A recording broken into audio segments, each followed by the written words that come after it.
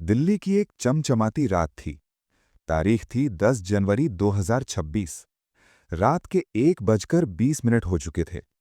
महिपालपुर की एक गली में एक पुरानी सफेद कार खड़ी थी। उस कार में बैठी थी रिया। उम्र 28 साल।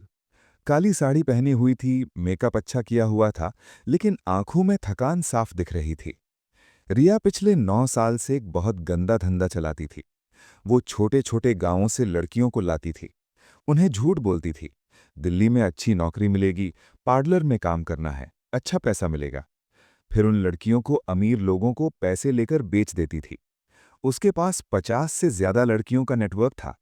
वो खुद को मैडम कहलवाती थी। आज रात का काम खास था। एक बहुत बड़ा आदमी 30,000 रुपए कैश में एक नई लड़की मांग रहा था। लड़की का नाम था सोनम। उम्र 19 साल। बिहार के एक छोटे गांव से आई थी। सोनम कार के पीछे बैठी थी। वो बहुत डरी हुई थी। उसके हाथ कांप रहे थे। उसके पास सिर्फ एक छोटा सा झोला था, जिसमें उसकी मां की पुरानी फोटो और 200 रुपए थे। रिया ने मीठी आवाज में कहा, बेटा, डर मत। बस आज की एक रात। कल तुझे 10,000 रुपए मिलेंगे। तेरी मां की दवाई हो जाएगी। फिर तू घर चली जाना। सोनम ने कुछ नहीं कहा, बस चुपचाप लोती रही। रिया ने कार आगे बढ़ाई। 5-7 मिनट में वो एक बहुत बड़ी सोसाइटी में पहुंच गई। नाम था एलीट रेजिडेंस। यहां अमीर लोग रहते थे। सिक्योरिटी वाले ने कार देखी और बिना कुछ पूछे जाने दिया। वे लोग लिफ्ट से 12वीं मंजिल पर गए। Flat number 1203। रिया ने दरवाजा खटखटाया। सर, हम आ गए। दरवाजा खुला। अंदर अंधेरा था। सिर्फ एक छोटी सी लाइट जल रही थी। रिया ने सोनम को अंदर धकेला। अंदर जा बेटा, मुस्कुरा के रहना। सर बहुत अच्छे इंसान हैं। अचानक पूरे कमरे की लाइट जल उठी। चारों तरफ से लोग निकल आए। सादे कपड़ों में पुलिस वाले, हाथ में हथियार, कैमरे, और सबसे आगे खड़ा था एक लंबा सख्त चेहरा वाला आदमी। उसका नाम था अभिषेक रंजन। उम्र 32 साल। वो आईपीएस अफसर था। पिछले 3 साल से लड़कियों के इस गंदे धंधे के खिलाफ लड़ रहा था। रिया का चेहरा एकदम सफेद पड़ गया। अभिषेक ने ठंडी आवाज में कहा, रिया शर्मा, तुम्हें गिरफ्तार किया जाता है। तुम पर लड़कियों को बेचने, जबरदस्ती करने और इंसान तस्करी के कई केस दर्ज हैं। रिया हंसने लगी, लेकिन उसकी हंसी में डर था। साहब, ये क्या बोल रहे हो? मैं तो बस। अभिषेक ने बीच में ही रोक दिया। आज रात जो क्लाइंट था, वो मैं था। मैंने ही तुम्हें मैसेज किया था। नई लड़की चाहिए, 19 साल की, 30,000 कैश, आज रात। और तुमने कहा था ओके सर, 1:30 लोकेशन भेज रही हूं। रिया के पैर कांपने लगे। वो समझ गई कि ये पूरा जाल उसके लिए ही बिछाया गया था। अभिषेक ने सोनम की तरफ देखा। बहुत प्यार से पूछा, बेटा, तुम ठीक हो? सोनम लोते हुए बोली, सर, मैं तो बस नौकरी ढूंढने आई थी। गांव में पापा की मौत हो गई। माँ बहुत बीमार है। उन्होंने कहा था दिल्ली में पार्लर में काम मिलेगा, 15,000 महीना मिलेगा। मैंने सोचा माँ की दवाई हो जाएगी। फिर ये लोग मुझे यहाँ ले आए। अभिषेक ने पुलिस को इशारा किया। रिया को हथकड़ी लगा दी गई। उसके बैग से बहुत सारे सबूत मिले। ढेर सारे पैसे, 37 लड़कियों की फोटो और नाम, फर्जी आधार कार्ड, अमीर क्लाइंट्स की लिस्ट, व्हाट्सएप के हजारों मैसेज।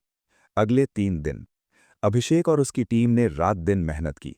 दिल्ली, गुरुग्राम, नोएडा, फरीदाबाद, हर जगह छापेमारी हुई। कुल 41 लड़कियां बचाई गईं, जिनमें सबसे छोटी 16 साल की थी और सबसे बड़ी 24 साल की। एक लड़की ने बताया, रिया मैडम कहती थीं अगर भागी तो तुम्हारी फोटो गांव में डाल देंगे, तुम्हारी बहन को भी उठा लेंगे।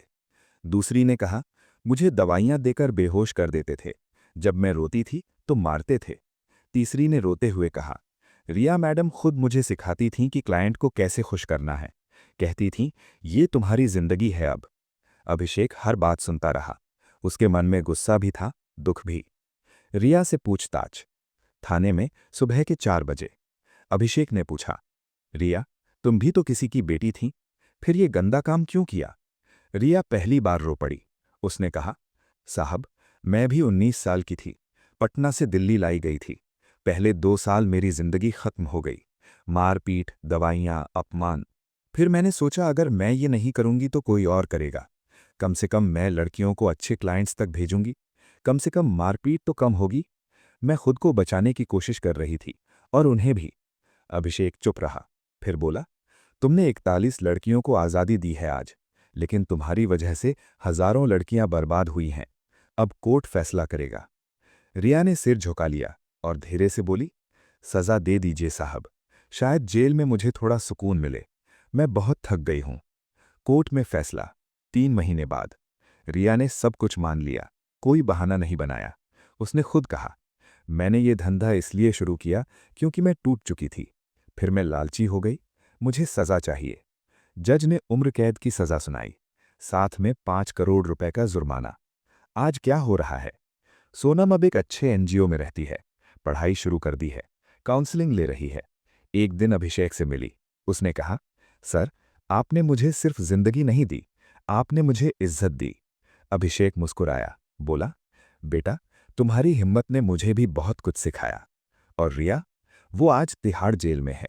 रात को कभी कभी जाग जाती है, सोचती है, काश 9 साल पहले वो रात भी ऐसी पकड़ी जाती जब मैं खुद सोनम थी।